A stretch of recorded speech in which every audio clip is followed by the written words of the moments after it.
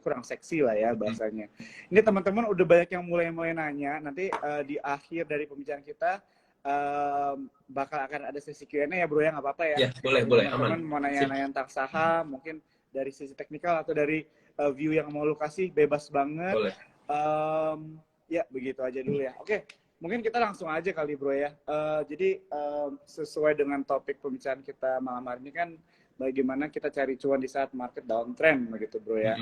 Kalau misalnya kita lihat juga memang kondisi market itu memang kurang menarik begitu ya. Kalau misalnya kita lihat juga, kalau nggak salah berapa ya transaksinya itu kayaknya 7T kayaknya ya, kurang lebih ya. 7-8T, hari ini 8T ya, sih tadi. 8T ya, iya. betul, 8T gitu kan. Dan bisa dibilang mungkin banyak investor gitu ya wait and see, dan mungkin bisa dibilang juga pesimis. Nah mungkin tanggapannya Handi sendiri gimana nih melihat keadaan sekarang? Sebenarnya ini dari awal tahun kita lihat juga tadi yang mungkin kita ngarep setelah nggak ada window dressing, ngarepnya tuh Januari efek gitu ya. Tapi ternyata nggak ada gitu. Bahkan cenderung marketnya itu sebenarnya mau dibilang downtrend enggak, tapi sideway. Baik long term pun kalau kita lihat dari 2021 sebenarnya market kan enggak kemana-mana, cenderung sideway. Jadi begitu 2020 dia drop terus dia naik lagi, artinya mulai dari 2021 itu udah bergerak sideway gitu sampai 2022 gitu. Dan midterm pun juga kita lihat masih sideway. Jadi memang paling susah itu trading itu memang di fase sideway karena dia naiknya enggak, turun pun enggak. Jadi benar-benar psikologi kita itu diacak-acak sama market gitu loh. Nah, jadi justru tapi momen seperti ini memang mestinya jadi ajang kita belajar untuk lebih tahu, oh ini loh kondisi marketnya, gue mesti kayak gimana. Jadi jangan cuma berpatokan satu style doang gitu loh. Gue bisa, kalau pada saat market bullish ya enak, semua orang gampang, kita salah entry juga bisa profit gitu. Tapi kalau once ketika dia udah masuk fase sideway, fase downtrend, nah itu another thing lagi lah gitu. Jadi kita mesti belajar. Jadi kalau misalnya ditanya kondisi market, ya marketnya sepi, likuiditasnya terbatas ya. Memang likuiditas yang paling, kalau gue pribadi itu likuiditas yang terbatas itu yang jauh lebih susah. Kalau lu likuiditas ada, marketnya downtrend, itu at least buat scalping masih bisa. Kalau untuk trader ya, untuk trader itu buat nyari-nyari ya 3-4%, 5% itu masih dapat lah, masih jauh lebih gampang. Tapi kalau untuk likuiditasnya jauh lebih tipis, perdagangan tuh cenderung sepi, itu yang mungkin yang kita lebih selektif, lebih sabar, lebih teliti lagi gitu sih bro. Oke. Jadi kalau misalnya yang gue dapet nih dari Bro Handi bilang, pertama, jadi sebenarnya bisa dibilang ini tuh sideways begitu ya? Sideways. Tergantung dari time frame juga sih ya Bro ya, kalau kita bilang ya. Makanya tadi gue pisahin kan, maksudnya lu kalau lihat time frame jangka panjang dari 2020 ya kita masih tetap uptrend gitu. Tapi masuk ke 2021, 2022 itu cenderung sideways. Tapi kalau short termnya ya, kalau mau lihat per bulannya dari mungkin awal tahun ya mungkin cenderungnya downtrend gitu sih. Nah ini penting banget ya buat teman-teman cuan troopers untuk bisa melihat tren dari pergerakan market itu berdasarkan dari time frame apa begitu ya. Iya betul. Ya. Dan juga tadi salah satu yang aku dapat juga nih dari Bro Handi adalah bahwa ini mengajarkan kita untuk bisa belajar begitu bro ya di dalam segala kondisi begitu kan. Karena emang bener juga sih, banyak mulai dari gue aja kayak dari teman-teman gue tuh ini angkatan COVID gitu kan. Semuanya kan naik ya, semuanya naik nih. Wah ini investasi saham nih naik terus gitu kan. Enak gitu. Nah sekarang marketnya kayak gini kan, bingung langsung semuanya. Iya, Jadi penting banget nih buat teman-teman gitu ya cuan troopers, mungkin ada yang relate banget sama yang aku bilang tadi. Mungkin di sini saatnya kita belajar begitu kan, salah satunya dari Handi sebagai analis, technical analis begitu kan, bagaimana cara kita bisa memposisikan diri kita di saat market seperti begini begitu. Nah satu lagi hal yang tadi aku dengar adalah tentang likuiditas bro. Berarti bro ini berharap banget ARB simetris itu terjadi, tapi enggak ya? Gue dengar. Iya, setuju. Jadi karena gue kan pernah ngerasain yang ARB simetris gitu. Iya, iya. Even COVID itu pernah punya saham BNI. Mhm. Itu begitu baru perdagangan buka itu udah gak nyampe 5 menit itu udah ARB, dan ARB-nya tuh yang 20% gitu loh, bukan yang Hmm. ARB 7%. Dan itu sekelas BNI gitu loh. Nah, jadi terus kemudian dibandingin sama yang sekarang, jadi kayak gue ngerasa, oh ya dulu trading dengan spread jarak ARB yang cukup jauh itu Iya. sebenarnya jauh lebih enak. Yang pertama, kedua, kalau kita kena saham yang lagi ARB terus-terusan, itu time frame-nya waktunya tuh lebih cepat gitu. Kalau yang sekarang 7% itu lu ibaratkan kalau lu ada big player gitu ya. Katakan lu big player, lu mau keluarin barang, lu butuh waktu. Karena apa? Karena sehari cuma dibatasi 7%. Nah, beda cerita kalau misalkan ternyata sehari itu bisa 20 sampai 35%. Nah, itu kan jauh lebih cepat gitu. Jadi positif dari ARB simetris itu ya salah satunya itu. Nah, ya, ya, ya. Gitu sih. Jadi kalau Menguntungkan. kalau gue Ya, silakan. pribadi sih ARB simetris itu nggak terlalu menakutkan ya, karena Hmm. nggak semenakutkan apa yang dipublish sama orang-orang gitu loh. Hmm. Justru kita cukup menyesuaikan. Awal-awal kita lihat dulu. Kalau misalkan ini kan masih ditunda nih.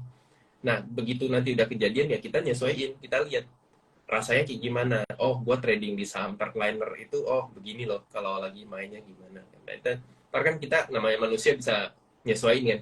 Gitu sih. Nah, emang bener nih, bener banget. Aku suka banget nih dari tadi, kalau nggak salah obrolannya Bro Handi sama sekarang sebenarnya itu bagaimana kita memposisikan diri lah Iya, ya iya. dalam setiap Betul. kondisi gitu kan.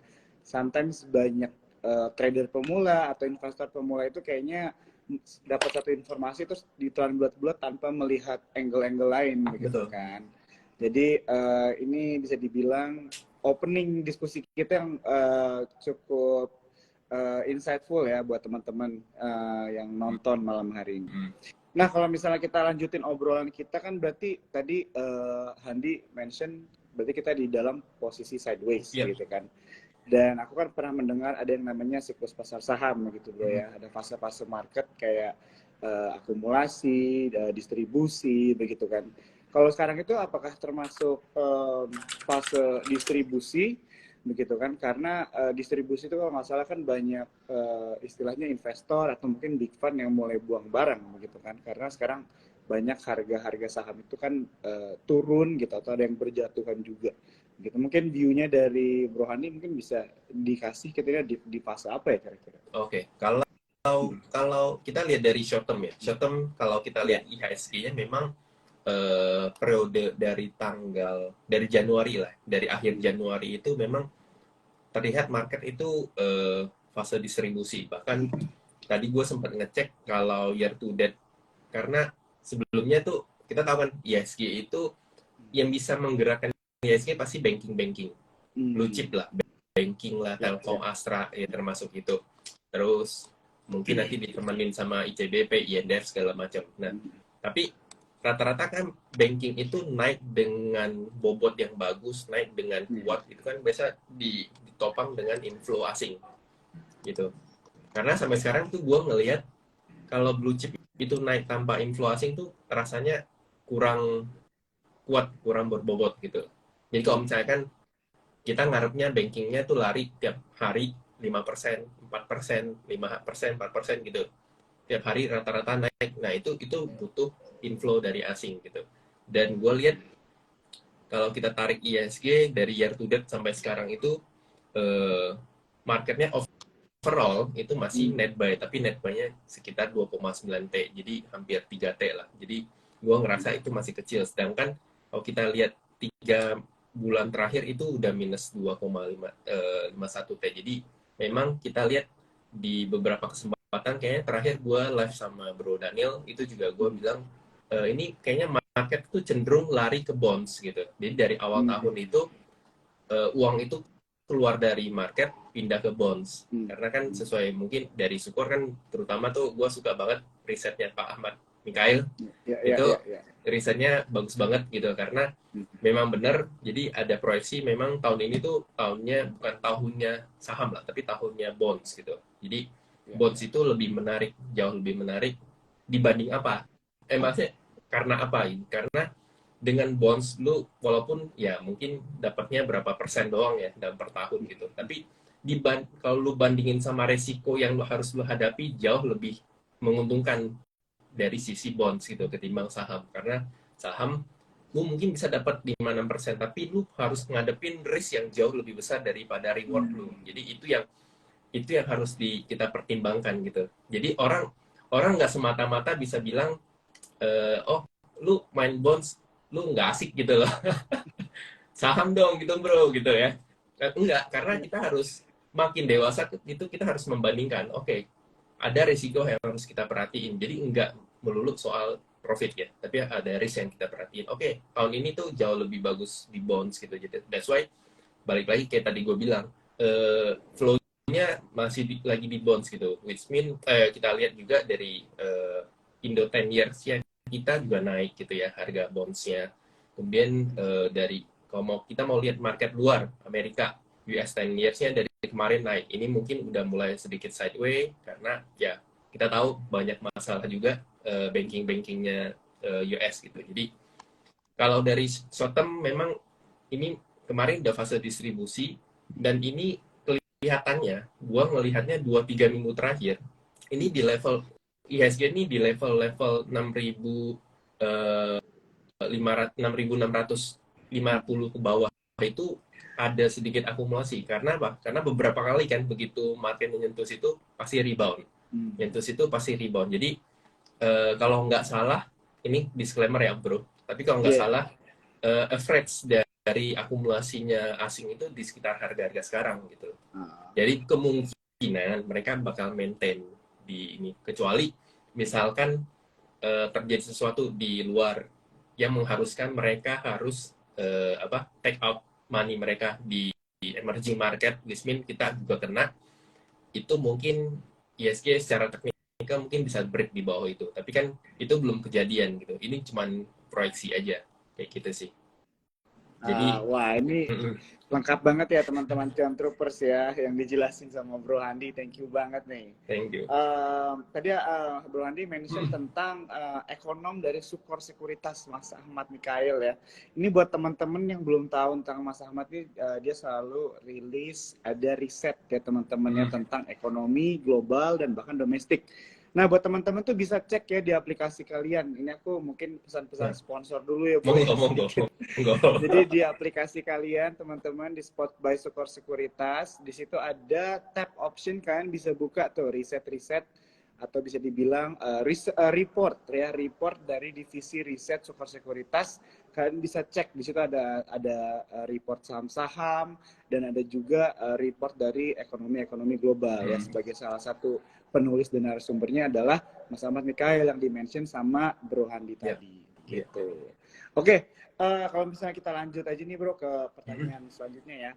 Jadi kan tentunya sekarang pasti banyak banget nih sentimen yang sedang terjadi gitu ya.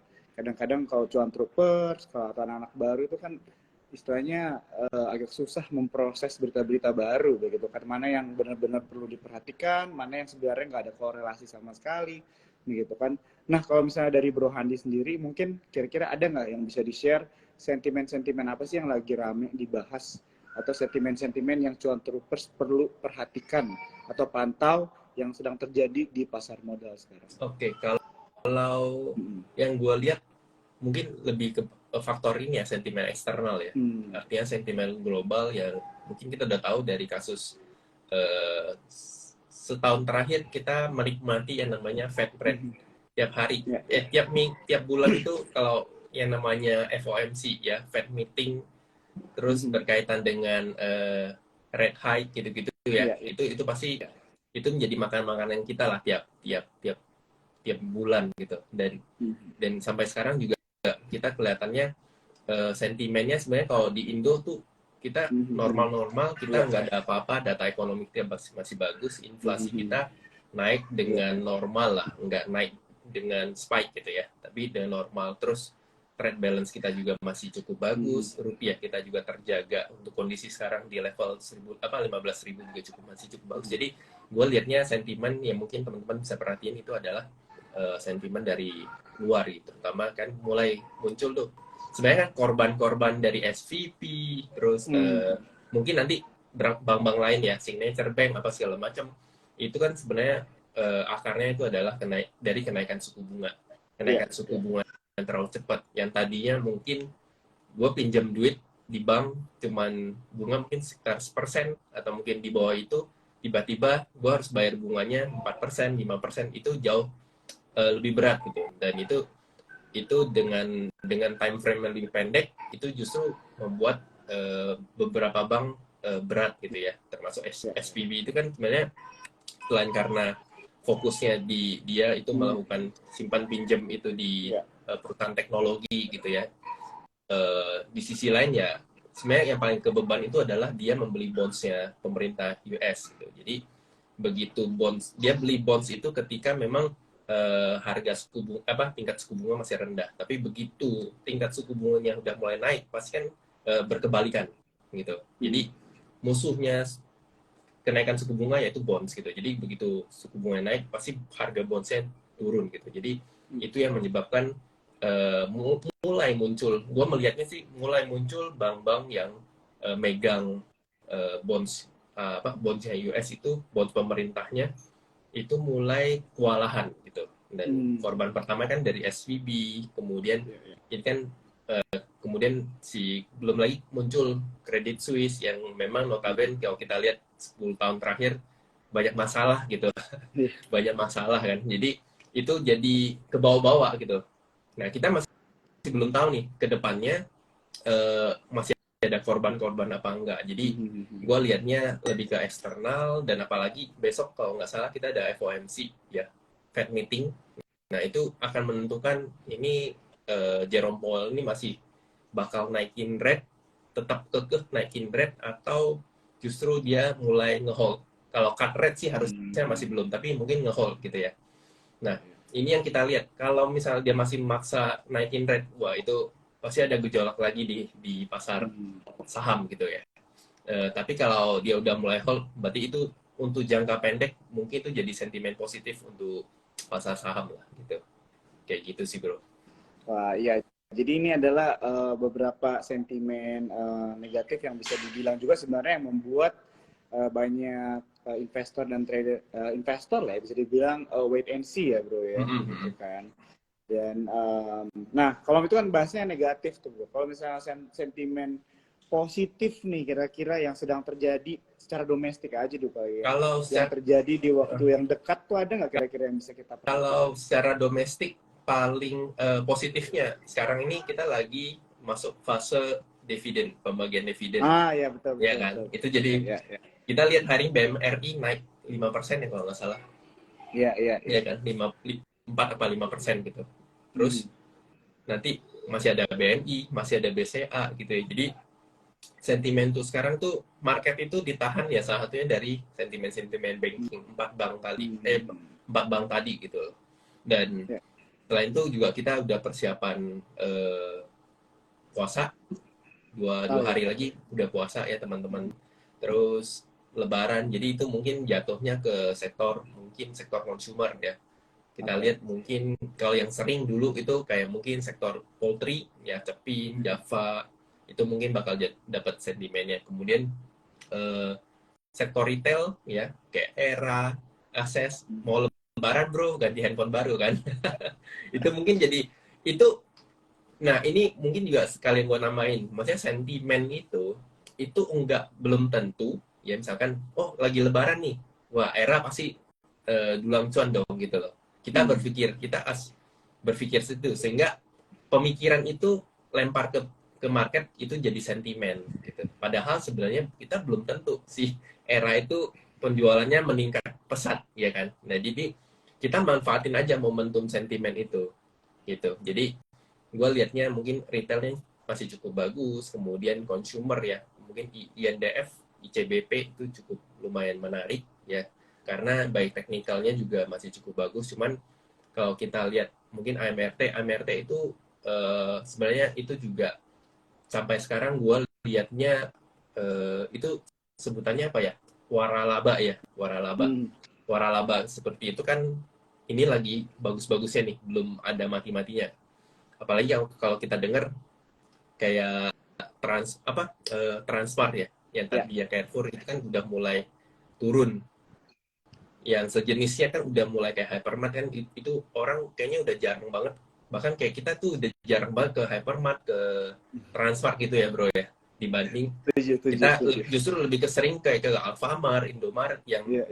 secara harga jauh lebih murah, kemudian lumayan lengkap gitu loh. Jadi Iya. itu Dan di yang mana-mana juga. dan di mana-mana juga, iya Iya. benar. Jadi gue lihat waralaba kayak sejenis AMRT masih cukup bagus, cuman masalahnya sama AMRT secara teknikal itu eh, rawan jatuh gitu.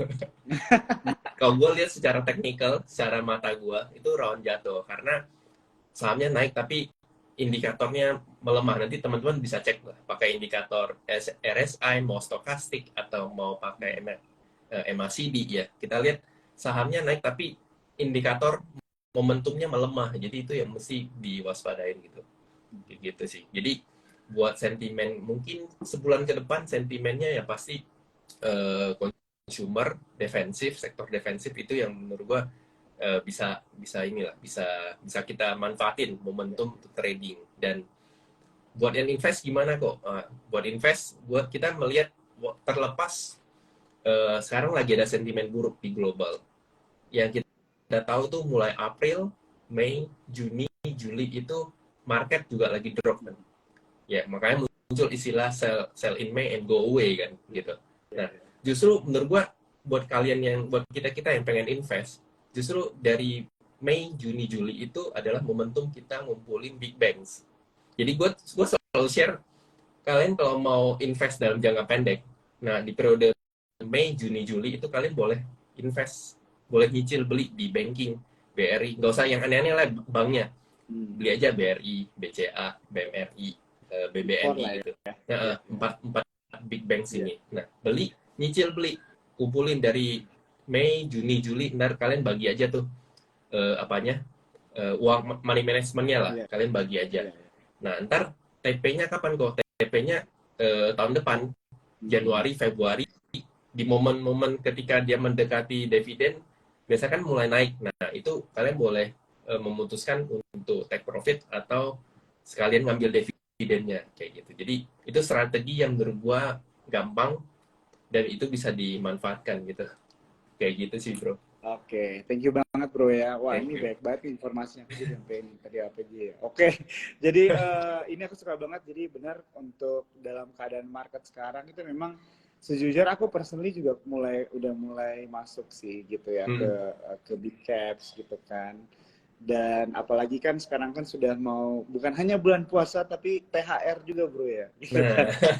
Nah, iya benar. Orang Jadi pas kan THR cairnya April.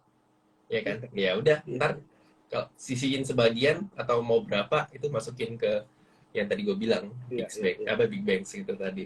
Iya benar bro. Jadi tadi Handi mention tentang money management ya teman-temannya. Jadi kalau aku sih ya gimana ya, kalau misalnya mungkin kita geser sedikit topiknya ngomong tentang personal finance gitu kan. Menurut aku sebelum kalian berinvestasi kan harus mengerti money management dulu begitu kan. Betul. Banyak orang itu kehilangan duit di dalam investasi karena tidak mempertimbangkan resikonya dan juga tidak mempertimbangkan keadaan finansial kalian begitu kan. Betul. Jadinya kewalahan begitu ya teman-teman. Kita juga harus tahu kalau dalam berinvestasi itu ada yang namanya resiko begitu kan. Apalagi kalau nanti kita ngobrol-ngobrol nih kan sama Handi tentang teknika analis begitu kan, bagaimana contohnya strategi trading dan sebagainya kan nggak bisa selalu melulu menang bro ya, nggak bisa selalu profit begitu kan. Pasti ada di mana mungkin kita sahamnya turun dan sebagainya harus terpaksa cut loss, tapi itu kan semuanya ada strateginya ya bro ya, kurang lebih bisa dibilang begitu kan. Nah ini nanti mungkin akan kita tanyakan juga.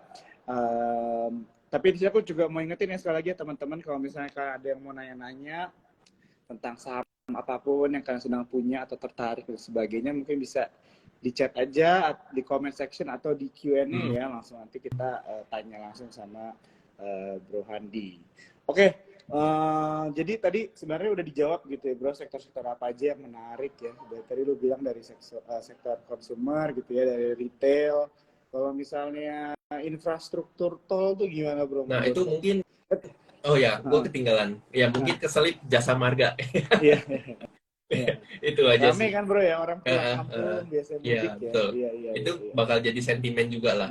Terus, oh ya, gue mungkin nambah. Kan tadi kita ngobrolin soal soal apa ya, saham gitu, invest di masa downtrend gitu. Iya, Tapi iya. kan kita juga jangan lupa kan di spot kan sekarang juga udah ada fitur reksadana. Jadi teman-teman itu juga bisa jadi tempat parkir uang. Jadi kalau misalkan ternyata sekarang teman-teman kayak lagi belum mau masuk ke saham nih, daripada di cash ya mending pindahin dulu ke reksadana.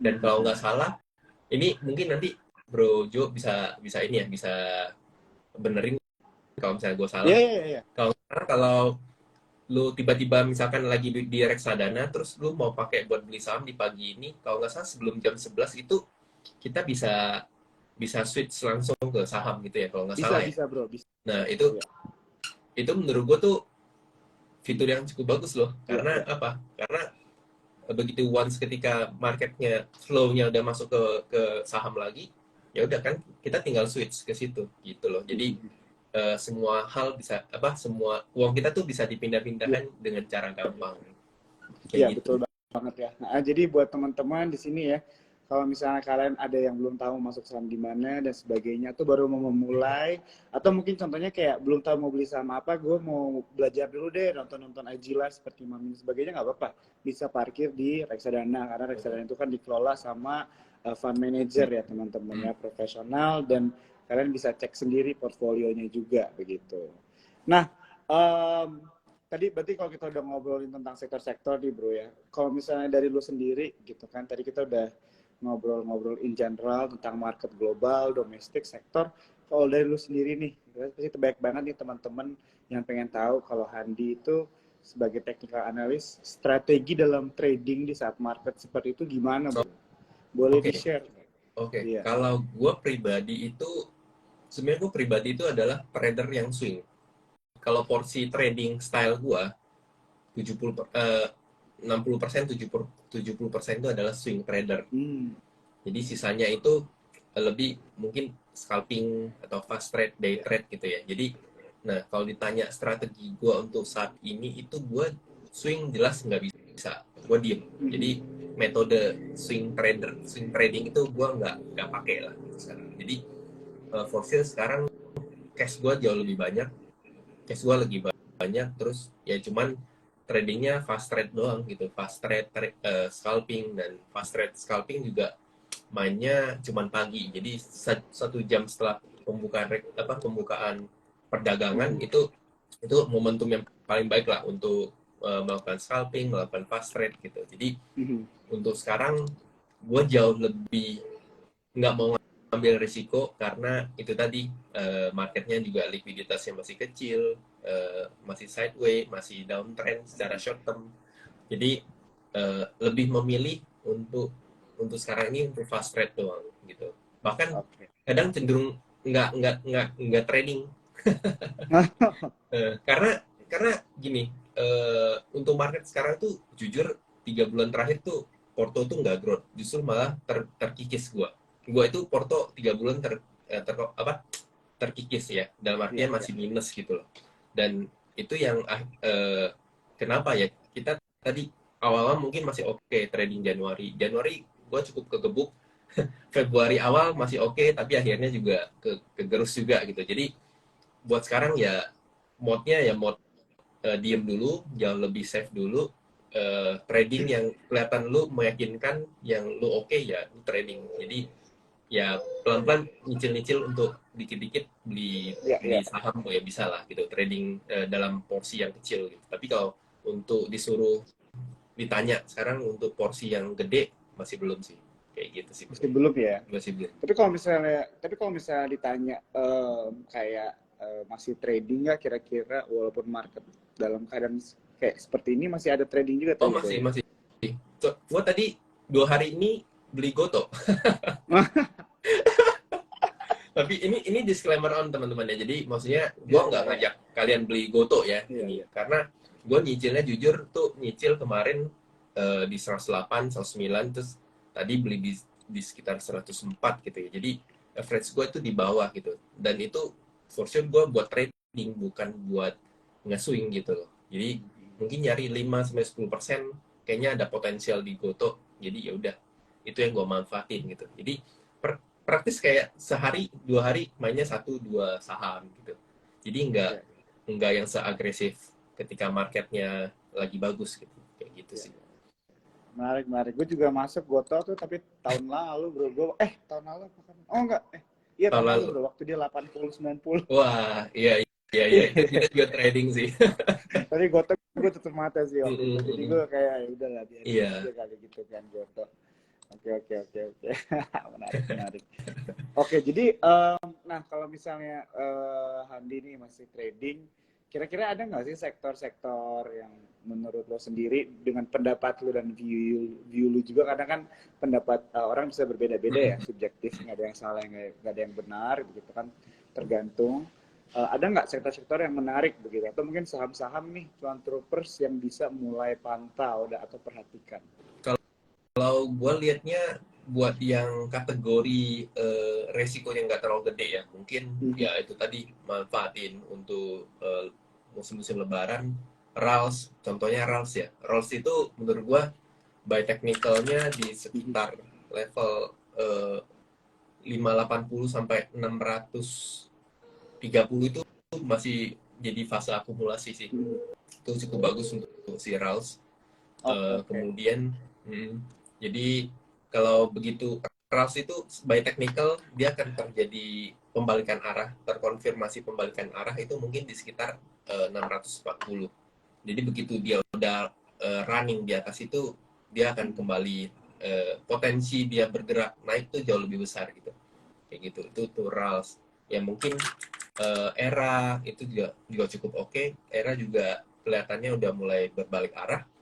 Kalau dia bisa kuat di atas 520 itu mungkin masih bisa akan gerak gitu. Jadi Hmm. terus poultry, Java, Java juga walaupun sekarang masih downtrend, tapi dia mungkin akan berbalik arah kalau seandainya dia di atas 1155. Itu Satu untuk si lima lima ya. 1155. Terus Cepin juga kita lihat kemungkinan kalau dia mau aman secara short term di atas 5075 itu oke, maka dia akan menguji level 5325. Itu untuk short term. Tapi kalau misalkan dia bisa break di atas 5.400 itu jauh lebih bagus lagi sih. Jadi gue liatnya sentimen-sentimen dekat-dekat Lebaran, Iya, puasa itu iya. biasanya saham-saham ini yang bergerak gitu. Nah ntar tergantung teman-teman kalau mau nyari yang kecil-kecil di bawah sektor itu ya pasti ada gitu, pasti ada aja yang main kan. Jadi itu mungkin bisa dimanfaatin gitu. Karena Nah, terus juga tadi saham ini kalau gue lihat satu lagi mungkin KLBF masih cukup bagus. oh KLBF ya, ya, KLBF ya. Pharma itu juga cukup bagus. Sido juga so far kalau dia nggak jebol di bawah 780 masih cukup oke untuk Sido. Jadi masih cukup menarik kayak gitu sih bro. Oke, oke, oke, oke. Thank you banget ya bro. Ini pasti baik Sama banget. sama nih tadi ya jasa marga, Oh ya, jasa ya, ya, marga ya, jasa ya, ya. marga mungkin, terus Telkom itu juga. Telkom dalam artian mungkin Excel, eh, ISAT ya itu masih cukup oke. Cuman kalau TLKM sendiri selagi di atas 4.000 masih cukup bagus kayak gitu sih. Oke, Itu oke. yang cukup Thank you menarik. banget. Ini pasti baik banget nih teman-teman cuan troopers yang appreciate ya. Jadi kalau misalnya kita lihat tadi memang saham-saham yang dimention oleh Handi adalah saham-saham ini ya, yang setiap tahunnya memang berpotensi dapat momentum mendekati bulan puasa gitu ya, Ya ya atau waktu betul. saat bulan puasa begitu. Nah, nih bro, pertanyaan gue sekarang, Nah, ada nggak nih kira-kira saham juga yang lo lagi lihat nih menarik nih, atau lagi nunggu momentumnya tapi nggak ada hubungannya sama bulan puasa? lagi nunggu momentumnya ya. Iya, jadi kayak mungkin nggak harus dari sektor konsumsi, mungkin bisa langsung dari kayak em, komoditas MIDI atau apa gitu kan. Gue Kalau misalnya lagi mau, gue lagi lihat, justru lagi lihat MDKA. oh Walaupun NDK. tapi MDKA tapi secara short secara midterm lah ya, mungkin sekitar Hmm. sampai harga 4.300 gitu. Gue Oh, lihatnya mungkin sampai situ. Tapi justru jujurnya buat long term, gue akan lihat itu di bulan-bulan Mei, Juni, Juli. nah, Seperti yang tadi gue bilang, itu mungkin kita mudah-mudahan bisa dapat saham-saham ya ya, ya. dengan harga yang secara valuasi murah gitu ya.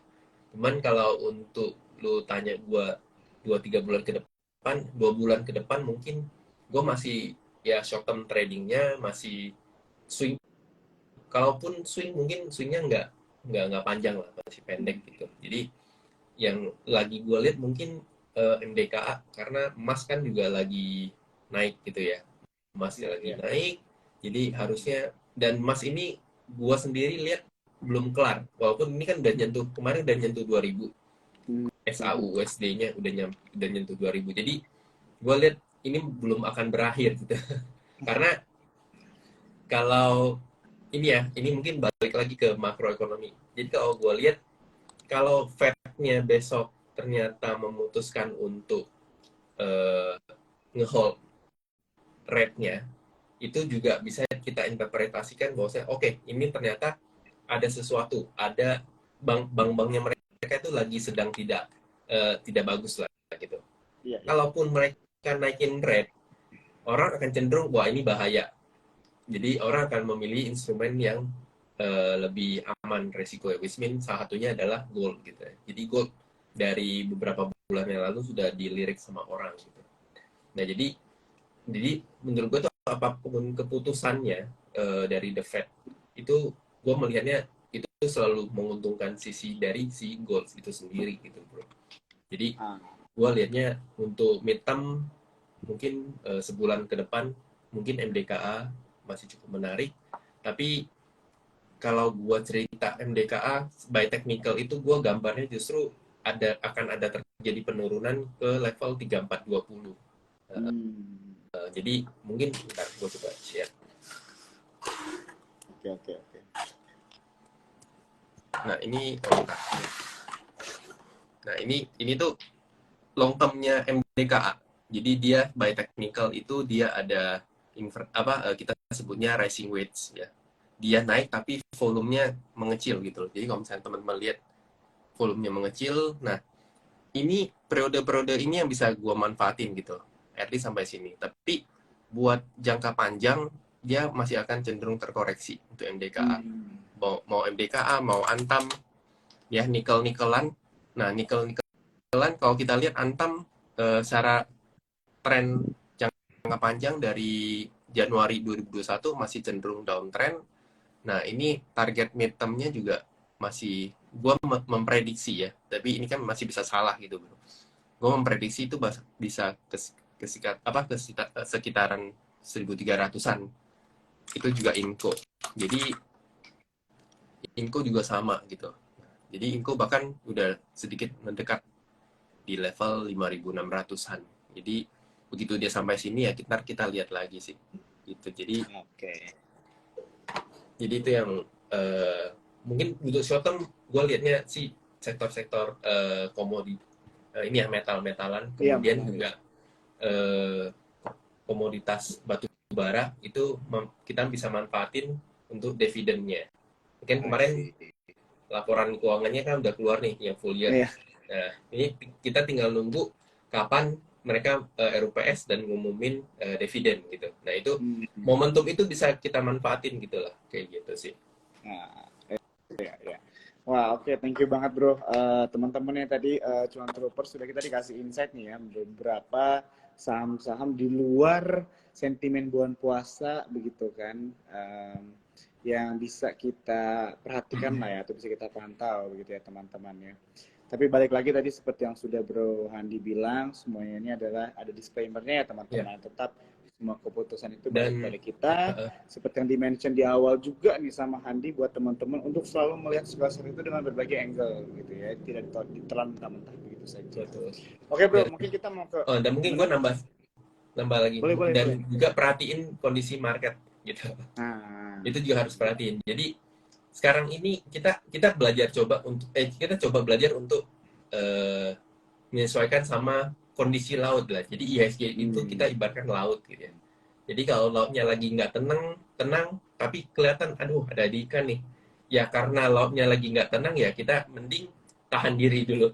nah, Belajar untuk menahan diri. Tapi begitu lautnya udah tenang, kita udah bisa melaut, ya udah itu kalian mau trading, mau ngapain tuh silakan gitu. Tapi kalau marketnya lagi nggak tenang, lautnya lagi banyak ombak, ya better kita jaga safety-nya dulu gitu sih. nah, setuju banget ya teman-teman. Itu perlu banget kita ingat ya. Kayak aku pernah dengar kata-kata don't fight the trend but follow the trend Iya, gitu ya. betul. Don't fight the trend. Jadi Yeah. benar kayak tadi yang Handi mention tentang laut begitu ya, teman-temannya kita nggak bisa melawan gitu ya. Jadi kita mengikuti aja supaya tidak istilahnya melukai kita juga lah ya, Iya, dibilang begitu iya ya. benar. Kita juga harus pintar-pintar juga. Setuju banget. Oke bro, sebelum kita masuk ke Q&A, Yep. kita waktunya tinggal 9 menit lagi. Sebenarnya ada 2 pertanyaan. Mungkin nanti pertanyaan terakhir gue cuma nanti kita singkatkan aja lah. Tapi ini penting banget buat aku pertanyaannya buat teman-teman cuan troopers nih yang istilahnya baru mau mulai berinvestasi atau trading begitu kan. Jadi Handi mungkin bisa share gitu ya sebagai technical analis, atau mungkin perjalanannya juga nih bro sebagai pelaku pasar modal gitu kan. Di saat awal-awal bisa kita banyak melakukan kesalahan. Kira-kira apa aja nih kesalahan-kesalahan yang sering terjadi bagi trader yang baru memulai di pasar modal nih bro? Kalau menurut gua biasanya tuh trader, apalagi kalau kita berbicara kondisi marketnya bullish ya, itu pasti akan cenderung masuk ke pasar modal karena FOMO, karena ajakan teman, karena melihat, wih, ini orang cuan terus nih gitu, pengen nyoba gitu. Jadi motivasinya itu adalah karena ngikut teman lah gitu, istilahnya, oh ini gampang cuan nih, ya udah mereka masuk gitu. Dan itu yang menurut gua salah, karena sebenarnya menurut gue tadi baru mikir kayak pasar saham itu sebenarnya adalah kayak hutan rimba yang wild gitu loh.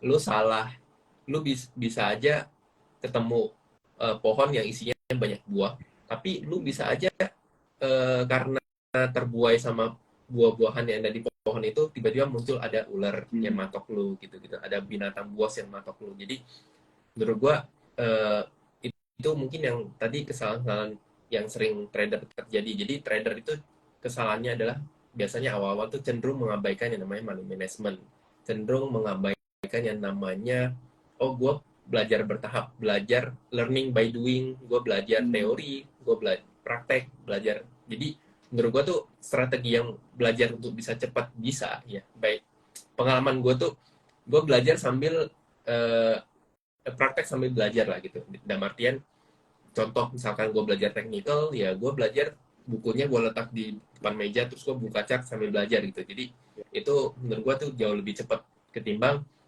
lu kalau belajar technical cuma baca bukunya doang, tapi habis itu lu pasti lupa.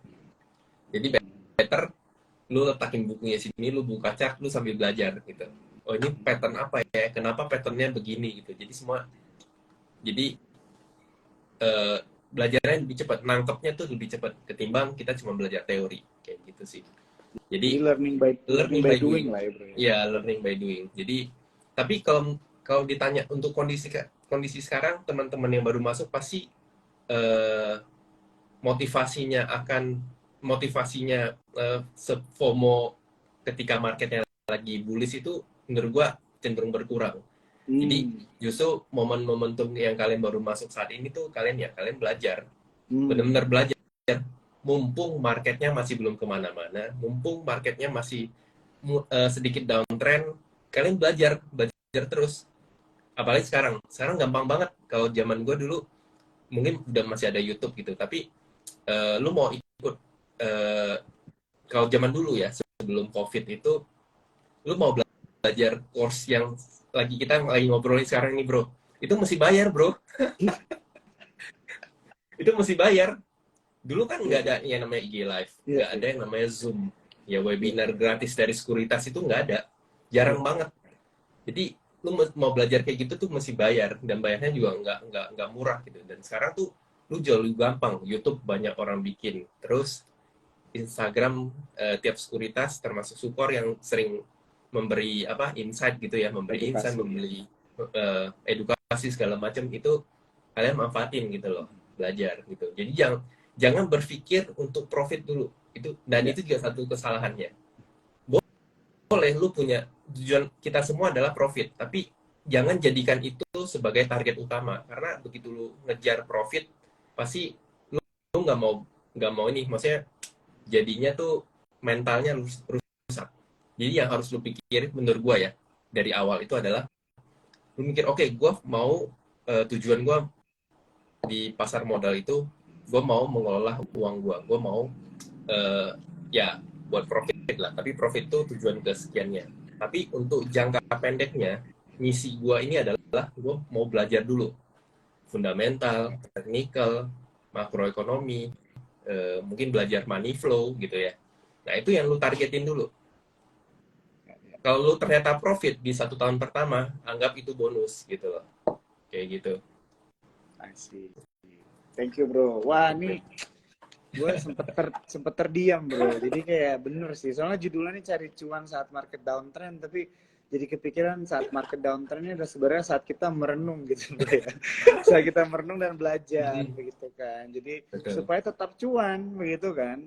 Supaya kita tetap cuan gitu kan. Bener juga bener. Jadi memang itu sebenarnya mindset juga sih teman-teman ya. Jadi banyak dari bisa dibilang pelaku pasar modal angkatan COVID setelah menghadapi market seperti sekarang itu mereka mundur gitu kan. Padahal seperti yang Andi bilang tadi, ini adalah sebenarnya saat yang baik banget buat kita untuk belajar, karena market itu akan berputar terus ya bro ya.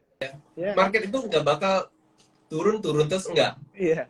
Pasti akan ada saatnya kita bullish lagi seperti 2020 gitu. Ada momentum itu pasti akan ada. That's why makanya gue bilang di saat market seperti ini yang harus kita gencarin itu adalah belajar gitu loh.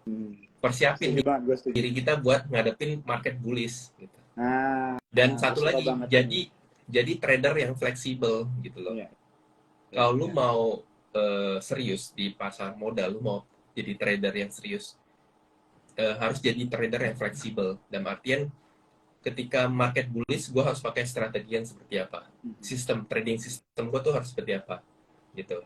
Kalau misalnya contoh gampangnya, kalau lagi bullish, gue bakal menggunakan sistem swing trading dengan menjaga trading stop. Karena apa? Karena arusnya lagi ke atas. Ngapain gue cepet-cepet jual gitu? Mending gue hold. Nah, tapi kalau ketika downtrend, ya gue atau sideway, ya gue mainnya dengan strategi buy on weakness, sell on resistance gitu. Sell kayak gitu. Jadi kalau lu mau bisa beradaptasi, lu mau serius di market, ya lu harus beradaptasi dengan kondisi market kayak gitu sih. Dan ketika lu harus kondisinya mengharuskan dengan trading style lu harus diem, ya lu diem gitu. Jangan ambil resiko kayak gitu sih. Wah, ini keren banget ya teman-teman ya pembicaraan kita malam hari ini. Jadi memang bagaimana cara kita mempersiapkan saat kita di dalam market downtrend, dan juga mempersiapkan diri kita di saat market akan uptrend gitu teman-teman ya, dan tetap belajar. Oke bro, aduh waktunya tinggal dikit banget. Mungkin kita coba tanya sih, nggak masalah. Iya. Mungkin satu pertanyaan aja kali bro ya. Boleh. Kita ambil dari teman-teman kita nih, ada yang nanya tentang tadi Java udah dijawab ya teman-teman ya. Era juga udah. Oke nih bro, satu aja. Ada yang nanya tentang Telkom bro, gimana nih? Kalau misalnya secara teknikal gimana tuh? Kalau misalnya dilihat terus ditanya termasuk defensif nggak? Aman nggak kalau hold? Atau tetap main kayak pet apa ya? Oh, main cepat kali. Oh, main cepat. Kalau Telkom tuh termasuk defensif. Iya. Dia blue chip kan, ya. Dia termasuk blue chip, dan dia itu termasuk saham yang bisa menggerakkan IHSG. Menurut gua by technical, short term Telkom tuh jaga di atas 4.000 karena dia selagi di atas 4.000 maka dia punya kecenderungan untuk bisa ke level sekitar 4.470 itu masih cukup bagus untuk Telkom gitu. Tapi kalau begitu dia udah di bawah 4.000 apalagi di bawah 3.700 maka rasa-rasanya kurang bagus untuk trading gitu. Tapi kalau dia justru turun ya buat kalian yang invest long term di Telkom itu saatnya gitu. Saatnya kalian beli cicil gitu sih. Oke. Oke. Udah teman-teman, sorry banget ini waktunya udah 9.30. Kalau mau nambah satu lagi juga boleh. Oke, boleh ya satu lagi. Nggak masalah. NICL gimana untuk invest, boleh nggak kok? Enggak. Cepet ya jawabnya ya. Okay. Oh bro, gue mau nanya nih satu. Gimana?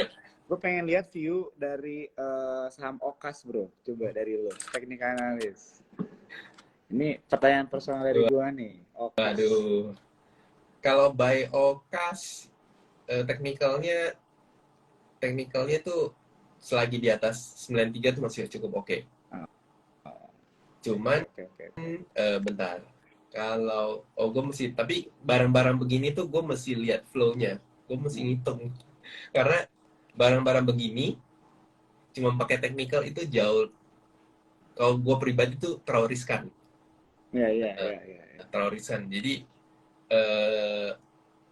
tapi by momentumnya sih masih belum ada pergerakan ya. Jadi mungkin range-nya lu jaga aja di atas 93. Itu sih. Oke. Satu lagi deh bro, boleh ya? Dari boleh. Kalau MTech gimana bos? Apakah udah bisa masuk? MTech buat trading jangka pendek boleh, tapi kalau untuk swing masih belum. Oke. Gue nggak tahu, tapi akhir-akhir ini kan grup MTech itu kan tertekan kan, nggak cuma dia doang, tapi SMA, Buka juga tertekan. Jadi MTech itu buat sekarang kalian mau masuk better jangan dulu. Tapi kalau trading beberapa hari, kalau dia mulai bergerak di atas 785 atau 800 itu menarik. Itu maka dia ada potensi ke level 900 sampai 950. Jadi mending, kan posisinya dia downtrend. Jadi mending tunggu dia berbalik arah baru masuk gitu. Kalau enggak rada berbahaya. Gitu. Oke. Jadi untuk jangka pendek di atas 785 interesting lah bro ya, sampai 800 ya. Betul. Oke. Ini oke bro, sorry banget nih, tapi satu lagi nggak apa-apa ya. Aman, santai. Kita rame-rame nyusahin lo di malam-malam nih ya. Monggo. Jadi banyak yang nanya nih, tapi di comment section semua, jadi cuma aku scroll dulu. Oh ini, tadi yang nanya Bevin bro. Bevin.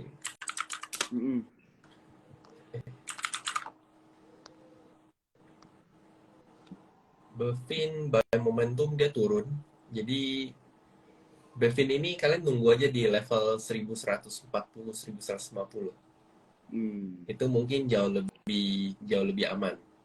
Oke. Iya, level 1150 sampai sekitar 1110 lah. Itu mungkin jauh lebih aman gitu. Jauh lebih aman. Wah, ini oke. Berarti berapa? Oke, siap.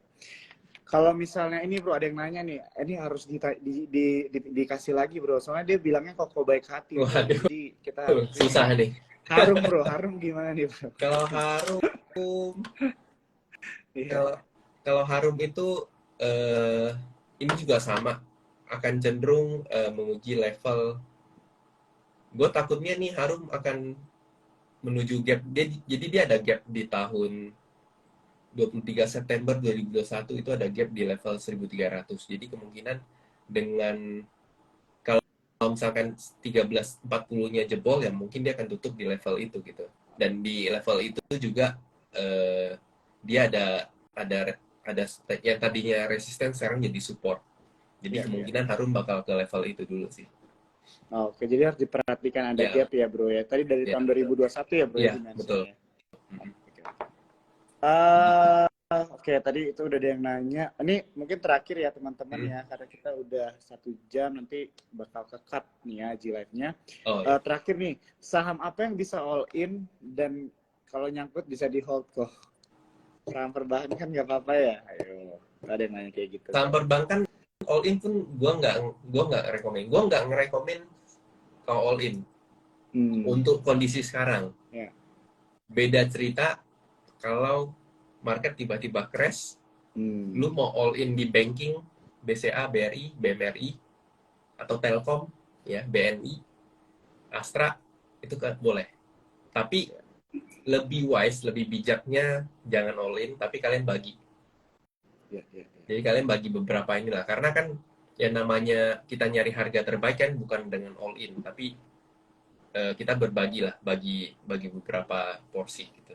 Itu jauh lebih bagus kayak gitu. Oke, jadi maksudnya Bro Handi ini lebih kayak bagaimana kita memanage portfolio kita juga ya, dan money management Balik juga lagi. ya. Jadi Karena, sebenarnya kita sampai sekarang bisa hidup di trading saham itu, kita bisa bertahan di market itu bukan karena technical, tapi lu bisa bertahan di market karena lu bisa manage portfolio. Ya, balik lagi seperti yang lu tadi lu bilang, bro. Kita harus manage yang namanya money management gitu. Jadi itu kuncinya. Nah, betul ya teman-teman ya, udah dijawab banget. Thank you banget ya, Bro Handi. By the way, teman-teman cuan troopers nih yang ketinggalan atau mungkin yang mau nanya-nanya, bisa aja langsung follow Sokor Sekuritas yang belum, atau follow IG personalnya langsung Handi Erawan ya. Itu Bro Handi juga ngasih banyak banget edukasi, dan ini IG live-nya akan di save ya teman-teman ya, di feed IG Sokor Sekuritas. Kalian bisa nonton nih buat teman-teman yang ketinggalan. Dan tentunya kita bakal undang lagi lu bro nih ke depannya nih ya. Jadi jangan bosen-bosen bro ya diganggu ya. Siap. Thank you banget insight-nya malam hari ini, dan makasih banyak bro buat waktunya ya bro ya. Salam kenal juga bro ya. Salam kenal juga bro. Ya. Oke, siap. Thank you. Bye bye. Thank you semua. Thank you. Troopers. Yuk.